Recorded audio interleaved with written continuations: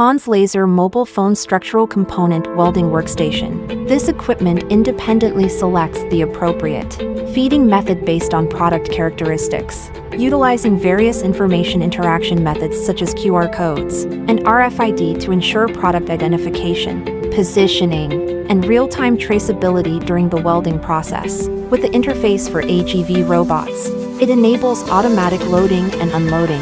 The workstation features an efficient and stable conveyor line and a high-precision positioning structure. By combining linear guides with synchronous belt conveyors, rapid fixture circulation and precise positioning are achieved.